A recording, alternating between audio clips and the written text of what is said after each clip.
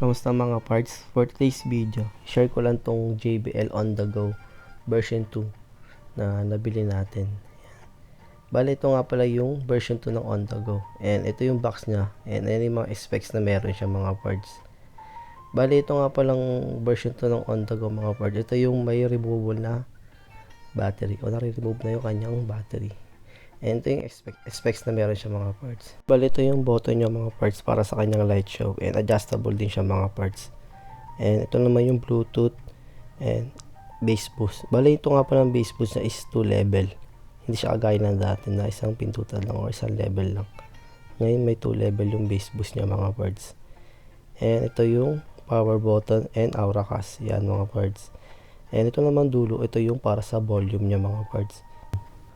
And sa likod naman, ito yung mic volume and mic echo. Hindi na ganoon karami yung pindutan niya mga parts kasi meron siyang apps. And pwede mo na i-control doon lahat. And ito naman yung mic niya mga parts. Mas magaan siya compare sa dati and rechargeable na rin siya. USB Type-C. Compare dito sa lumang mic ng Encore. Mas mabigat and the battery lang to mga parts. Mas magaan na yung bagong mic ng On The Go. Yan mga parts. Ang ganda ng sounds niya mga parts. And ang ganda rin ng light show niya.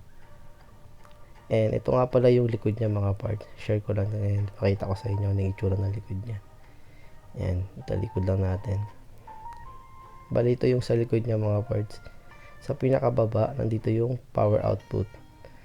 And yung mga socket na iba. Yan mga parts. And ito naman, ito yung lagayan ng kanyang battery. Gaya nga na sinabi ko, removable na yung battery niya kaya pwede kang bumili ng extra battery kung sakaling magka-camping kayo sa wala talagang kuryente. Yan. And pwede rin pala itong gamitin ng walang battery, recta plug lang. Gumagana siya ng ganun in case na mabilis nang malobat yung battery. And ito nga pala yung package na kasama ng On The Go mga parts.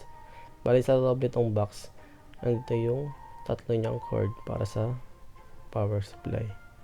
Yan, tatlo itong mga parts. And yung strap niya. And yung dalawang mic mga parts. Bali itong mic niya mga parts pares lang to. Dalawang piraso. And ganoon din rechargeable din yung isa. And yung height niya pala mga parts parang almost same lang din sa mic ng Encore. Yung pinagkaiba lang yung bigat nila mga parts.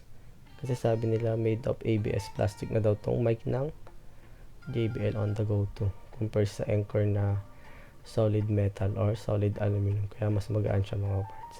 Bali, tabi lang muna natin mga parts and pagko-compare natin tong JBL On The Go dito sa Encore. Yan, pagdating naman sa looks mga parts, mukhang mas maganda tong JBL On The Go dahil yung sa kanyang logo mas lumaki na compare dito sa lumang Encore. Yan, maliit na yung logo niya mga parts. Yan lang mga parts, thank you for watching.